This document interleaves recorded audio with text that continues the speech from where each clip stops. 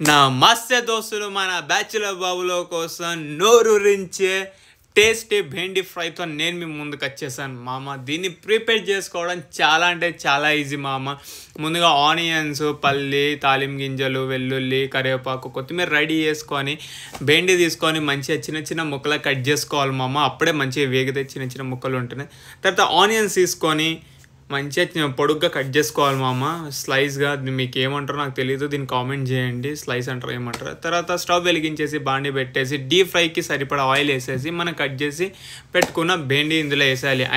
బెండకాయలు వేసేయాలి. బెండకాయలు వేసేసి మంచిగా వేగేంత వరకు మామ మంచిగా డీప్ ఫ్రై అవ్వాలి మామ. డీప్ ఫ్రై అవ్వకపోతే పొట్ట నొప్పి వచ్చేస్తుంది. పొట్ట నొప్పి రాకూడదంటే మంచిగా వేగించుకోవాలి. మరి అదే మంచిగా వేగించుకోవాలి. అంటే ఇది కొంచెం వేగనే టైం పడుతుంది మామ. కొంచెం ఓర్పుతో నిదానంగా క్రమ పద్ధతిలో వేగించుకోవాలి. మనకి ఎలాగో ఐడియా వచ్చేస్తుంది అది చాలాసేపు అయింది కదా మంచిగా వేగిందా లేదా అని. అలా ఇగో నేను చూపిస్తున్నాను కదా, ఈ కలర్ రావాలి. ఈ కలర్ వచ్చిన తర్వాత ఒక్కొక్కటిగా మంచిగా నిదానంగా తీసుకోవాలి మామ. ఎందుకంటే బాగా వేగినవి ఉంటుంది కదా, ఆయిల్ స్కిన్ మీద పడితే బొక్క పడుతుంది.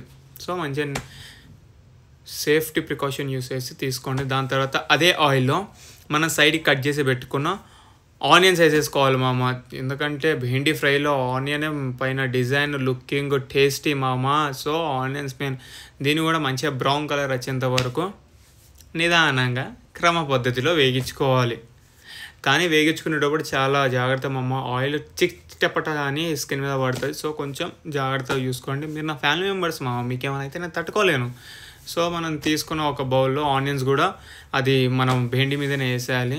భెండి మీద వేసిన తర్వాత సేమ్ అదే ఆయిల్లో పదే ఒకటే ఆయిల్ యూజ్ చేస్తున్నాడని అనుకున్నారు. ఇది ఫ్రెష్ ఆయిల్. నేను ఇప్పుడే ఓపెన్ చేసే ప్యాకెట్. నేను ఏదైనా ఫ్రెష్ ఆయిల్ యూజ్ చేస్తాను, ఎందుకంటే హెల్త్ చాలా ఇంపార్టెంట్. మీరు కూడా అదే ఫాలో అవ్వండి. పల్లీలు వేసేసుకొని మంచిగా వేగించుకోవాలి మామ. పల్లీలు మంచిగా వేగిన తర్వాత మనం ఏదైతే భెండి ఆనియన్స్ పెట్టుకున్న బౌల్లో భెండి అది పల్లీలు కూడా అందులోనే తీసేసుకోవాలి. తీసేసుకున్న తర్వాత మనం సపరేట్ ఇప్పుడు వేరే బాండి పెట్టుకోవాలి మామ.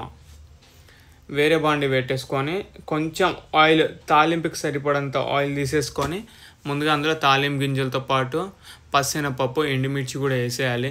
పచ్చెనపప్పు అండ్ ఇది ఇంగు వేసేసి మంచిగా కలుపుకోవాలి. కలుపుకున్న తర్వాత వెల్లుల్లి వేసేసుకోవాలి మామ. నేను దంచి వేసేస్తున్నాను ఇందులో, ఎందుకంటే కొంచెం అది దాని స్మెల్ ఘాటు దాంట్లో పడుతుంది కదా. మంచిగా వేగిన తర్వాత కరివేపాకు, కొత్తిమీర వేసేసి మంచిగా కలిపేయాలి మామ. ఇంతే మంచిగా అయిపోయిన తర్వాత ఇప్పుడు మనం భెండి అంతా ఇది చేసేసుకున్నాం కదా, అది ఇందులో తాలింపులో వేసేసి మంచిగా ఒక్కసారి అటు ఇటు నీట్గా ఒకసారి కలుపుకొని కారం పొడి ఉంటుంది కదా, ఇంత కారం పొడి ఈ భెండి మీద అలా చల్లేయాలి మామ. ఎందుకంటే మనకు సప్ప ఉంటుంది, ఇది వేస్తేనే బాగుంటుంది. ఇది వేసి దీంతోపాటు కొంచెం సాల్ట్ వేసేయాలి మామ. సాల్ట్ మీకు ఎంత రుచికి సరిపడా వేసేసుకోవాలి. మీకు ఎంత కావాలో అంత వేసేసుకొని ఒకసారి మంచిగా కలుపుకోవాలి. స్టవ్ కట్టేయాలి. ఇంతే, వెరీ సింపుల్. ఇలాంటి మంచి వీడియోస్ మీరు మిస్ అవ్వకూడదు. ఇప్పుడే మన ఛానల్ని సబ్స్క్రైబ్ చేసుకోండి మామ. ఇది కానీ వేడి అన్నంలో పక్కన పప్పు, ఉప్పు ఏదో ఒకటి పెట్టుకొని తింటే అద్దరిపోద్ది మామ. సబ్స్క్రైబ్ చేయండి, బెల్ ఐకాన్ ఆన్లో పెట్టుకొని సైన్ ఆఫ్.